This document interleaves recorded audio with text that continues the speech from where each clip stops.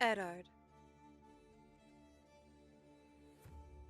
The grey light of dawn was streaming through his window when the thunder of hoofbeats awoke Eddard Stark from his brief, exhausted sleep.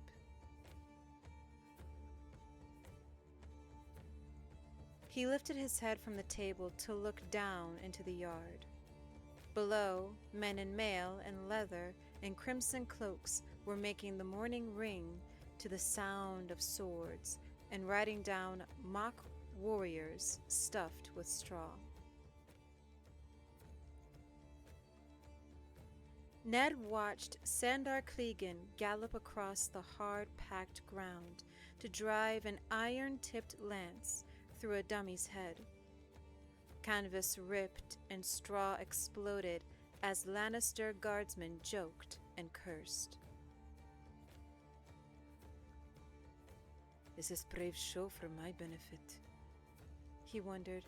If so, Cersei was a greater fool than he'd imagined. Damn her, he thought. Why is the woman not fled? I have given her chance after chance. The morning was overcast and grim. Ned broke his fast with his daughters and 𝘠𝘓𝘳𝘠𝘕. Sansa, still disconsolate, stared sullenly at her food and refused to eat, but Arya wolfed down everything that was set in front of her. "Sirio says we have time for one last lesson before we take ship this evening," she said. "Can I, father? All my things are packed." "A short lesson, and make certain you leave yourself time to bathe and change. I want you ready to leave by midday. Is that understood?" "By midday?" Arya said. Sansa looked up from her food. "If she can have a dancing lesson, why won't you let me say farewell to Prince Joffrey?" "I would gladly go with her, Lord Eddard," 𝘠𝘓𝘳𝘠𝘕 offered. "There would be no question of her missing the ship."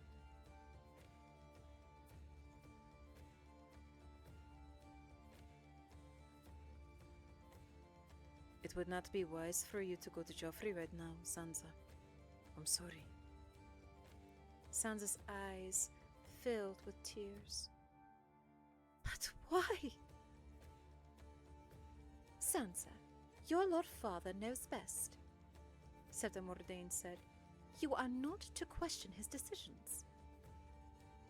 "It's not fair!" Sansa pushed back from her table, knocked over her chair, and ran weeping from the solar. 𝘠𝘓𝘳𝘠𝘕 rose, but Ned gestured her back to her seat. "Let her go, Septa. I will try to make her understand when we are all safely back in Winterfell." The Septa bowed her head and sat down to finish her breakfast. It was an hour later when Grand Maester Pycelle came to Eddard Stark in his solar. His shoulders slumped, as if the weight of the great Maester's chain around his neck had come too great to bear. "My lord," he said, "King Robert is gone. The gods give him rest." "No," Ned answered. "He hated rest. The gods give him love and laughter and the joy of righteous battle." It was strange how empty he felt. He had been expecting the visit, and yet with those words, something died within him. He would have given all his titles for the freedom to weep, but he was Robert's hand, and the hour he dreaded had come. "Be so good as to summon the members of the council here to my solar," he told Pycelle. The Tower of the Hand was as secure as he and Tomar could make it. He could not say the same for the council chambers. My lord, 𝘕𝘳 blinked. surely the affairs of the kingdom will keep to the morrow, when our grief is not so fresh. Ned was quiet, but firm. I fear we must convene at once. 𝘕𝘳 bowed. As the hand commands, he called. His servants were sent running, then gratefully accepted Ned's offer of a chair and a cup of sweet beer. 𝘠𝘩𝘳𝘠𝘠𝘸 was the first to answer the summons, immaculate in white cloak and enameled scales. My lords, he said, my place is beside the young king now. Pray give me leave to attend him. Your place is here, 𝘠𝘩𝘳𝘠𝘠𝘠. Ned told him. Littlefinger came next, still garbed in the blue velvets and silver mockingbird cape he had worn the night previous, his boots dusty from riding. "My lords," he said, smiling at nothing in particular before he turned to Ned, "that little task you sent me is accomplished, Lord Eddard." Varys entered in a wash of lavender, pink from his bath, his plump face scrubbed and freshly powdered, his soft slippers all but soundless. "The little birds sing a grievous song today," he said as he seated himself. "The realm weeps. Shall we begin?" "When Lord Renly arrives," Ned said. Varys gave him a sorrowful look. "I fear Lord Renly has left the city." "Left the city?" Ned had counted on Renly's support. "He took his leave through a postern gate an hour before dawn, accompanied by Sir Loras, Tyrell, and some 50 retainers," Varys told them. "When last seen, they were galloping south in some haste, no doubt bound for Storm's End or High Garden." So much for Renly and his 100 swords. Ned did not like the smell of that, but there was nothing to be done for it. He drew out Robert's last letter. "The king called me to his stride last night, and commanded me to record his final words. Lord Renly and Grand Maester 𝘕𝘳 stood witness as Robert sealed the letter, to be opened by council after his death. Sir Baratheon, if you would be so kind." The Lord Commander of the Kingsguard examined the paper.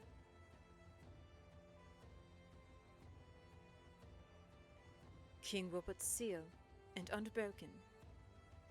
He opened the letter and read. "Lord Eddard Stark is herein named Protector of the Realm, to rule as regent until the heir comes of age." And as it happens, he is of age. Ned reflected, but he did not give a voice to the thought. He trusted neither 𝘕𝘳 nor Varys, and Sir Baratheon was honor-bound to protect and defend the boy he thought his new king. The old knight would not abandon Joffrey easily. The need for deceit was a bitter taste in his mouth, but Ned knew he must tread softly here, must keep his counsel and play the game until he was firmly established as regent. There would be time enough to deal with the succession when Arya and Sansa were safely back in Winterfell, and Lord Stannis had returned to King's Landing with all his power. "I would ask this council to confirm me as Lord Protector, as Robert promised." Ned said, watching their faces, wondering what thoughts hid behind Pycelle's half-closed eyes, little fingers' lazy half-smile, and the nervous flutter of Varius's fingers.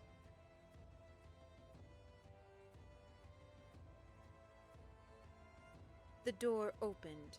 Fat Tom stepped into the solar. "Pardon, my lords. The King's steward insists." The royal steward entered and bowed. "Esteemed lords, the King demands the immediate presence of his small council in the throne room." Ned had expected Cersei to strike quickly. The summons came as no surprise.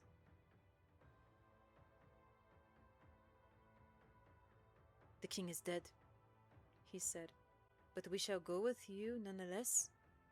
Tom, assemble an escort." Littlefinger gave Ned his arm to help him down the steps. Varius, Pycelle, and Sir Baratheon followed close behind.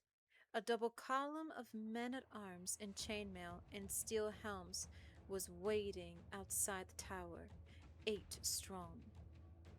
Grey cloaks snapped in the wind as the guardsmen marched them across the yard. There was no Lannister crimson to be seen, but Ned was reassured by the number of gold cloaks visible on the ramparts and at the gate. Jonas Slant met them at the door to the throne room, armored in ornate black and gold plate, with a high-crested helm under one arm. The commander bowed stiffly. His men pushed open the great oak doors, 20 feet tall and banded with bronze.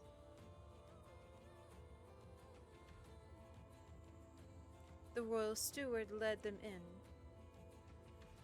"All hail His Grace Joffrey, of the houses Baratheon and Lannister, the first of his name, King of the Andals, and the Rhoynar, and the First Men, Lord of the 7 Kingdoms and Protector of the Realm," he sang out. It was a long walk to the far end of the hall, where Joffrey waited atop the Iron Throne. Supported by Littlefinger, Ned Stark slowly limped and hopped toward the boy who called himself king. The others followed.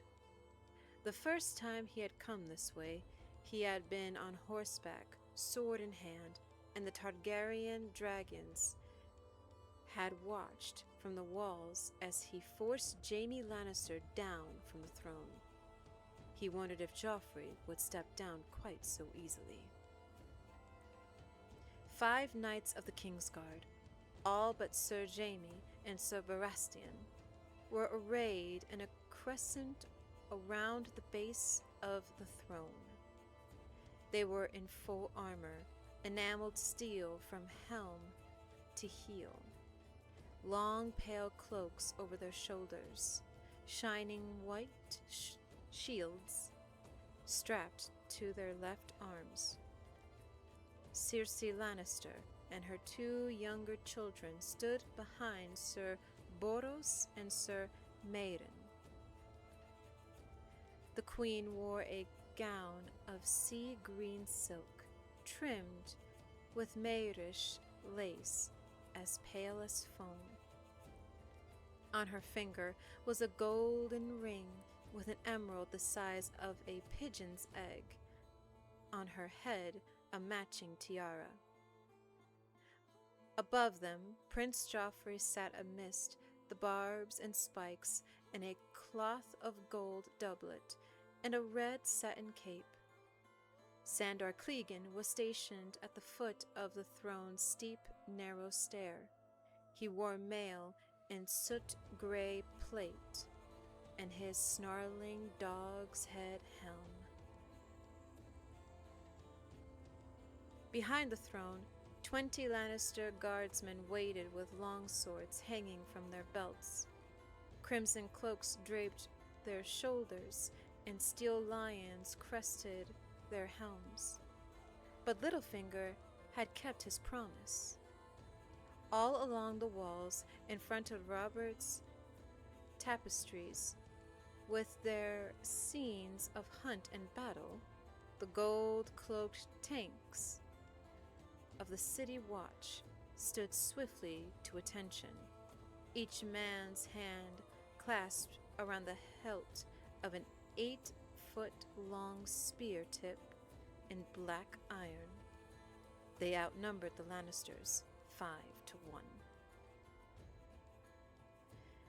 Ned's leg was a blaze of pain by the time he stopped. He kept a hand on Littlefinger's shoulder to help support his weight. Joffrey stood.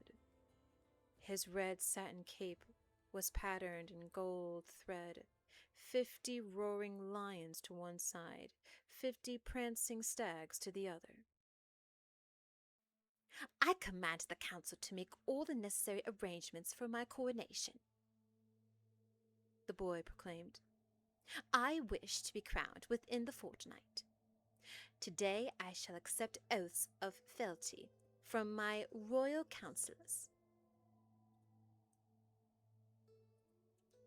Ned produced Robert's letter. Lord Varys, be so kind as to show this to my Lady of Lannister.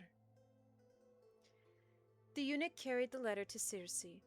The queen glanced at the words. Protector of the realm, she read.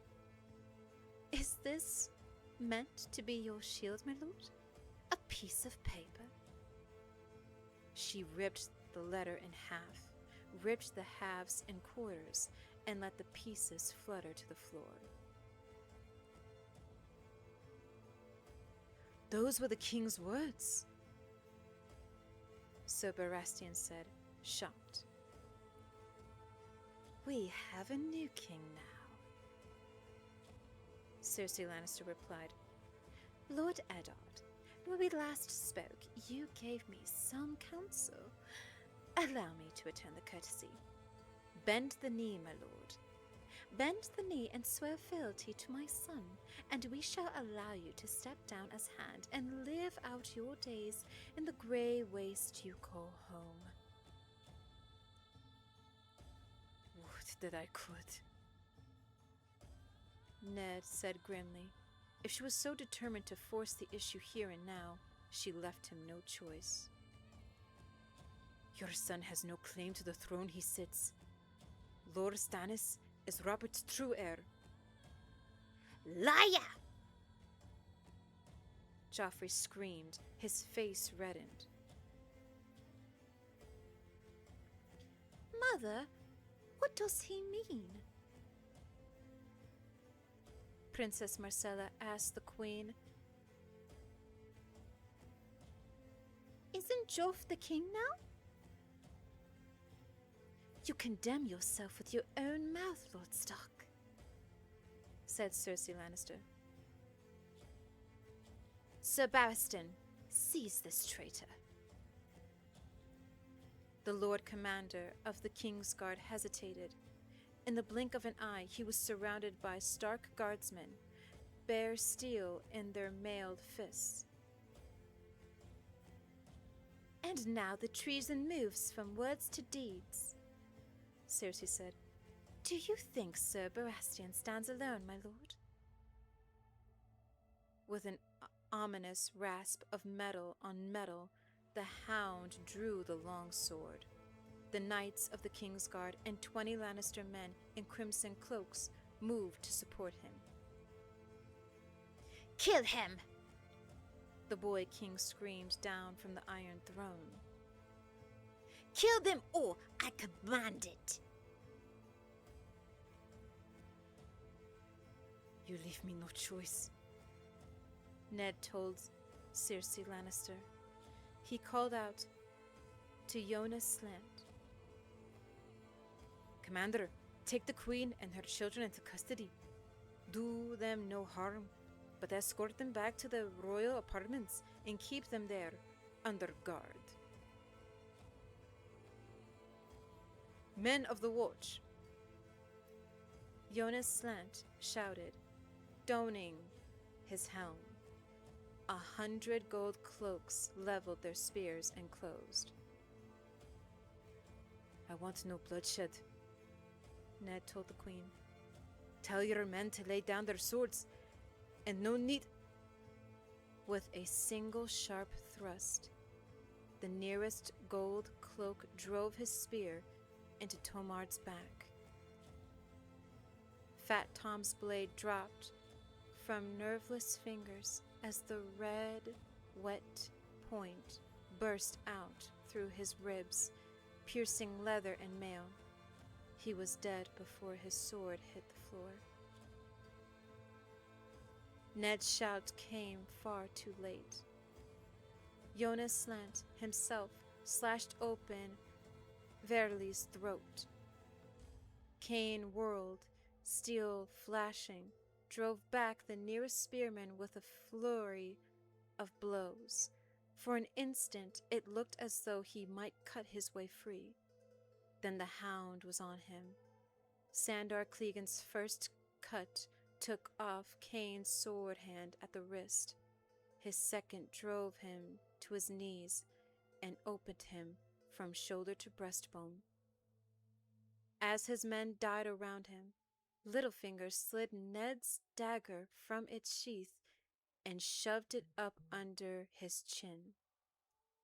His smile was apologetic. I did warn you not to trust me, you know.